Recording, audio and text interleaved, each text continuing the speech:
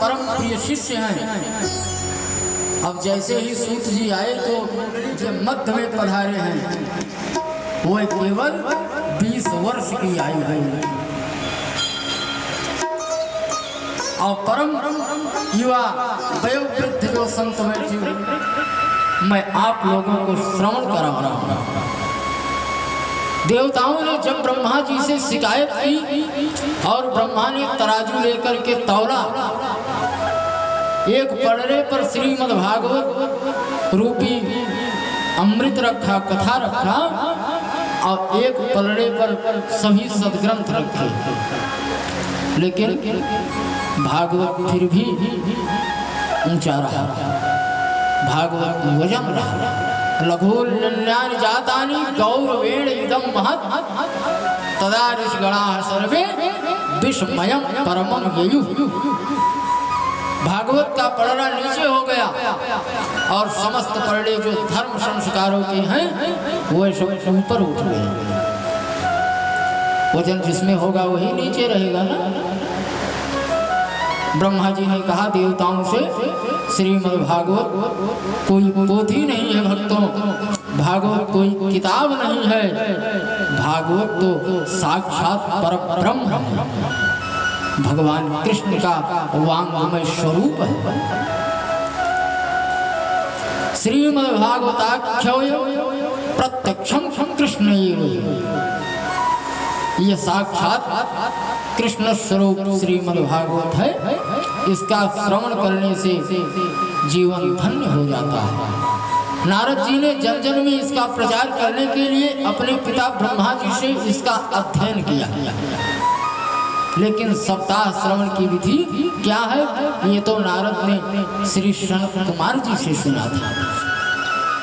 सौनकादि ऋषि बोले हमने तो सुना है सनत कुमार ज्यादा घूमते नहीं हैं और नारद जी कहीं एक जगह टिकते नहीं हैं, तो नारद जी को यह कथा सनत कुमार ने सुनाई कैसे सुनाई? हमेशा भ्रमण करते रहते हैं और सनत कुमार कभी एक दूसरी जगह जाते नहीं हैं। भागवत की कथा में मन यदि चंचल हो, मन में बातें कई प्रकार की हो तो फिर कथा का आनंद नहीं मिलेगा। भागवत की कथा में 5 बातों का रहना बहुत जरूरी है। कौन कौन सी? कथा के लिए स्थान कैसा हो, स्थान बढ़िया हो। दूसरी बात है भगवान का गान हो, भगवान के सुंदर शब्दों में, भगवान भागवत को सुंदर शब्दों में गाया जाए। तीसरी बात है इसको ज्ञान पूर्वक सुना जाए। चित्तातुरो भवान त्वरितं गम्यते कुत्र कुतश्चागमनम्। तो नारद जी क्या बात है, नारद जी जा रहे थे, श्री सूत जी कहते हैं एक बात कहते हैं हमने तो सुना है कोई कितना भी रोता हो, कितना भी निराश हो गया हो, किंतु नारद जी का दर्शन उसे हो जाए तो मुस्कुराने लगता है। और आज आप जैसा संत स्वयं इतना दुखी है, नारद जी सनत कुमारों के चरणों में गिरते हुए रोते हुए प्रणाम किया। अब प्रणाम करने के बाद कहे क्या बताऊं महाराज, अहम तो पृथ्वी यातो ज्ञात्वा सर्वोत्तमा पुष्करम च प्रयागम च काशी गोदावरी तथा। हमने पृथ्वी पर आया और पृथ्वी को सबसे श्रेष्ठ समझकर मैं यहाँ आया। हरि क्षेत्र में गया, कुरुक्षेत्र में गया, सेतुबंध रामेश्वर में गया। सत्य कहता हूँ सनत कुमार जी, मुझे कहीं भी शांति नहीं मिली। नापस्यम कुत्रचित् क्षरम मनः संतोषकारकम कलिना धर्म मित्रेण धरे अम्बाधुना। न कोई सत्य बोलता है, ऐसे लोगों की बुद्धि को कलयुग ने बिगाड़ दिया है।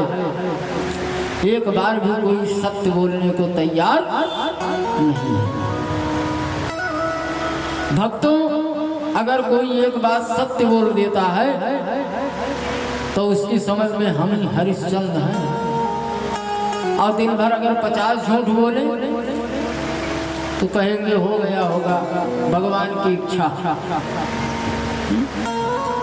भगवान की इच्छा से हो गया होगा, ऐसा करते हैं। बड़ों का आदर करना छोड़ दिए हैं, माता पिता का कहना मानना छोड़ दिए हैं, संतों का सम्मान समाप्त हो गया है। घर में बहुएं की चलती है, दादा दादी की तो कोई सुनता ही नहीं। ऐसी तरुणी प्रभुता के श्याल को बुद्धिदायक कन्या विक्रयणो लोभात् दंपति नाम चिकलकल। सनत कुमार बोले, घर में नई बहू की चलती है और साले लोग सलाहकार, भाई से सलाह नहीं लेंगे, पिता से सलाह नहीं लेंगे। कोई कार्य होगा तो साले साहब को याद किया जाएगा। हमारे वृंदावन के संत लोग क्या कहते हैं, दीवार बिगाड़े आरो और घर बिगाड़े सारो। इसके सीताराम हमारे जो है पांडवों में मामा शकुनी थे, धृतराष्ट्र के साले फल वेद रूपी कल्प वृक्ष का अमृतमय फल ही तो श्रीमद् भागवत है। बिना वृक्ष के फल कभी होता है क्या? और जो स्वाद फल में होता है वो वृक्ष में होता है क्या? यद्यपि रस तो वृक्ष की जड़ में से ही आया है, इसलिए श्री वेद और वेदांत का जो रसमय सार है वही तो श्रीमद् भागवत है। नारद जी ने पूछा कि हम कथा कहाँ करें? सनत कुमारों ने उनसे कहा कि हरिद्वार में करो। गंगा जी का एक सुंदर तट है आनंद, वहाँ व्यास मंच लगाया और व्यास मंच पर चारों भाई सनत कुमार आसीन हो गए। क्योंकि भागवत को कराने वाले नारद जी विरक्त। यदि हम गृहस्थ हैं तो भागवत की कथा पत्नी के सहित बैठकर सुननी चाहिए। और यदि हम गृहस्थ हैं चाहिए, और ये नियम है कि हर कार्य में पत्नी को बाईं तरफ बैठाते हैं, लेकिन पूजा में, यज्ञ में, पाठ में, कथा में हम हमेशा दाईं तरफ बैठाएं। लक्ष्मी का स्थान दाईं तरफ है। ये उस समय लक्ष्मी स्वरूपा है। लेकिन जब महात्मा की कथा कराएं तो वो पत्नी कहाँ लाऊंगा? अब विरक्त हैं भाई। तो इसलिए नारद जी अकेले बैठे हैं और 3 आसन सामने बिछा दिए हैं भक्ति और ज्ञान वैराग्य के लिए। और कहा, हे भक्ति माता आप आओ, आपके कष्ट के निवृत्ति के लिए हम भागवत कथा सुन रहे हैं।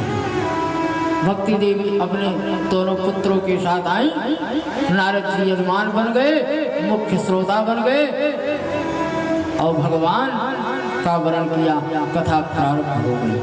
अब संतों ने धीरे धीरे, हजारों संतों की भीड़ लगी भैया। अरे सनत कुमार कथा कह रहे हैं, नारद जी कथा करा रहे हैं। आनंद की बात है। संत महात्मा ज्ञानी मुनि का आगमन होने लगा कुंभ जैसा वातावरण वहां बन गया। बहुत बढ़िया सनत कुमार जी भागवत का व्याख्यान करने लगे। भक्ति ज्ञान और वैराग आकर आसन पर आसीन हो गए। सनत कुमार जी महाराज ने बड़ा सुंदर व्याख्या, बड़ी सुंदर भागवत की महिमा का वर्णन किया। लेकिन शास्त्र कहते हैं शास्त्रों के बारे में कभी शंका मत करो, शंका नहीं करना चाहिए। मन में शंका को उठाना शास्त्र में कहते हैं कि अपराध है। सनत कुमार जी कथा सुना रहे हैं। भक्ति अपने पुत्रों के साथ आकर विराजमान हैं, लेकिन किसी को दिखाई नहीं दे रही है। नारद जी ने सनत कुमारों से कहा, मैं आपसे एक प्रश्न कर सकता हूँ? बोले पूछिए। नारद जी ने पूछा, यदि कोई भक्त व्यक्ति भागवत श्रवण कर मुक्ति पाता है तो कोई आश्चर्य नहीं है। यदि कोई ज्ञानी पुरुष भागवत श्रवण कर मोक्ष को प्राप्त करता है तो आश्चर्य नहीं है। परंतु क्या किसी पापी व्यक्ति को भागवत सुनने से मुक्ति मिल सकती है क्या? बहुत ज्ञानी हैं, बहुत धर्मनिष्ठ हैं, वो कथा सुन करके तो मुक्त हो जाते हैं। लेकिन कोई ऐसा व्यभिचारी व्यक्ति हो जो जन्म जन्मांतर केवल पाप किया हो और उसकी सद्गति ना होती हो तो भी मुक्त हो सकता है क्या? सनत कुमारों ने बहुत सुंदर व्याख्यान किया। ये मानवाः पाप कृतस्तो सर्वदा सदा दुराचार तथा विमारुदा क्रोधाग्निदग्धा कुटिला। क्रोध रूपी अग्नि में जो हमेशा जलता रहा, ऐसा दुराचारी पापी व्यक्ति भी किसी के द्वारा 7 दिन तक यदि भागवत कथा सुन, इसके जीवन में परिवर्तन आ ही जाएगा। जिसका जीवन सत्य से हीन है, जो सत्य संभाषण नहीं करता, जो माता पिता को की सेवा नहीं करता, जो वर्ण संकर पद्धति से उत्पन्न हुए हैं। वर्ण संकर का मतलब जानते हैं आप? पिता किसी का हमारी चिंता आप दूर करें, नहीं तो हम यहीं अपना प्राण दे देंगे। मुंचा ज्ञानम प्रजारूपम बलिष्ठा कर्मणो गति विवेकम तु समासाध्य त्यज संसार वासना। कहते हैं महात्मा बोले कि हे महाराज, पुत्र की कामना आप छोड़ दीजिए, संसार का आप त्याग कर दीजिए, भगवान का भजन कीजिए, आपका कल्याण होगा। महात्मा ने बहुत बढ़िया समझाया, बहुत समझाया, लेकिन पंडित जी के पल्ले को बात नहीं पड़ी। इन्होंने कहा नहीं, हमको तो पुत्र चाहिए।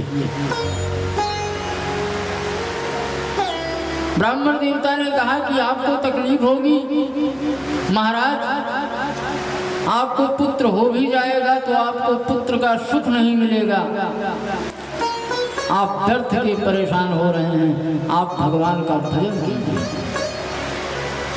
ब्राह्मण देवता ने नहीं माना। अनन्य ममता विष्णु ममता प्रेम संगता भावश एव शांतात्मा बुधै प्रेमा निगद्यते। इनकी जो ममता है वो नहीं समाप्त हो, आपको सुंदर पुत्र रत्न की प्राप्ति हो रही है। ब्राह्मण देवता चले आए, अपनी पत्नी को वो फल दे दिए और बोले कि ये फल आप खा लेंगी, आपको पुत्र प्राप्त होगा। धुंधुली ने उस फल को रख दिया ताखे पर और विचार करने लगी कि यदि हमको गर्भ रह जाएगा, हम फल खा लेंगे और हमको अगर गर्भ रह जाएगा तो बड़ी परेशानी हो गया, बड़ी दुर्गति हमारी होगी। बहुत इधर उधर मन में विचार किया और वो फल रख दिया, फल को उसने खाया नहीं। फल को जब खाया नहीं तो उसने, उसकी बहन एक दिन आई। बहन ने उससे कहा कि आप चिंता मत करो, सारी कथा आपने बता दी, हमको ऐसे ऐसे है, हमने नहीं खाया है, तो कहीं आप चिंता मत करो, इस फल को आप गैया को खिला दो। गैया फल खा लेगी, गैया को फल खिला दो और हमारे गर्भ में बच्चा है वो जन्म लेगा, उसको उठा के हम आपको दे देंगे। और इस फल की परीक्षा लेने के लिए आप गैया को खिला दो, अगर ये पुत्र रत्न इससे प्राप्ति होना है तो गैया को भी होगा। उसने गौ को खिला दिया और स्वयं जो है नहीं खाया। इनकी बहन को पुत्र हुआ, नाटक बना करके 9 महीने इसी तरीके इधर उधर की, और जब इनके बहन के पुत्र हुआ तो पुत्र ला करके इनको दे दी और उस पुत्र का इन्होंने लालन पालन किया। यद्यपि अब जब बच्चा नहीं हुआ तो दूध कैसे उतरेगा? पंडित जी को बता दी कि हमको दूध नहीं हो रहा है, हमारी बहन के यहाँ बच्चा हुआ था और वो बच्चा उनका समाप्त हो गया है, आप उन्हीं को बुला दीजिए और वो अपना दूध इसको पान करा देंगे। उनको बुला करके सेवा किया बच्चे का खूब बढ़िया से, और गैया को गर्भ हुआ तो उसको पुत्र प्राप्त हुआ, उसका नाम गोकर्ण हुआ। उनका कान जैसे गौ का। गोकर्ण पंडितो ज्ञानी धुंधकारी महाखला, सबको मारता पीटता, इधर उधर की चोरी बेईमानी करता, पिताजी से द्रव्य वसूल करके ले जाता, खूब इधर उधर करता। एक दिन पिताजी को अपने बहुत मारा और मार करके इनसे धन प्राप्त किया, ले लिया। और लेने के बाद पिता को बड़ा कष्ट हो गए गोकर्ण जी। पिताजी को बहुत शिक्षा दी गोकर्ण ने, कहा पिताजी ये संसार किसी का है नहीं, न पुत्र न पुत्री न भाई न बंधु, कोई किसी का नहीं है। सार सर्वस्व सहाय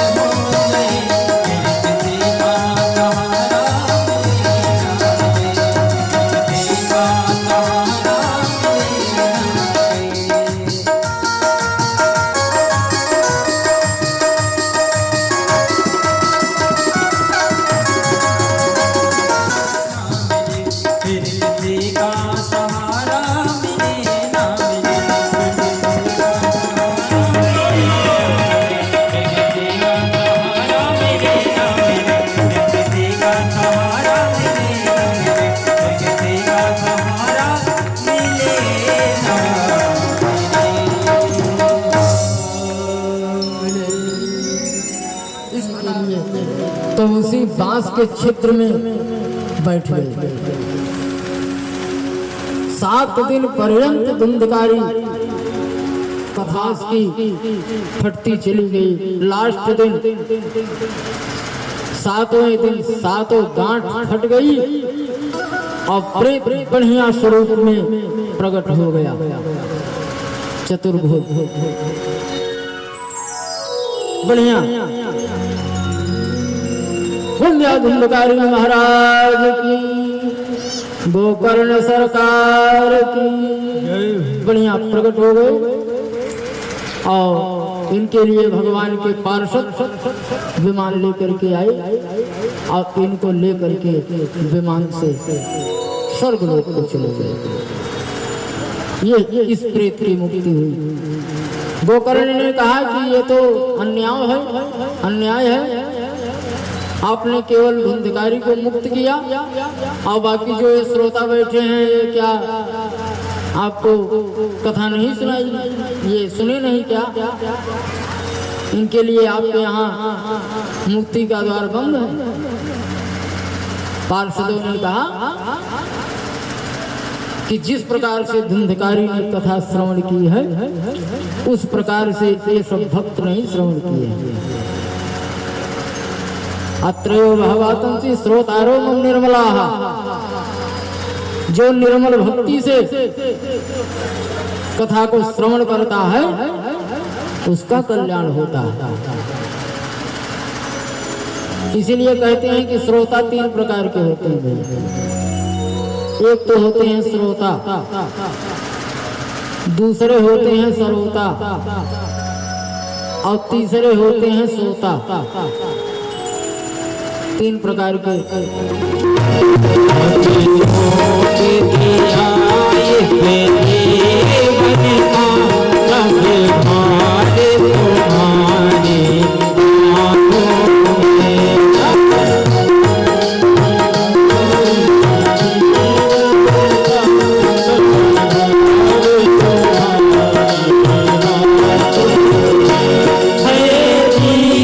तुम्हारे हाथों में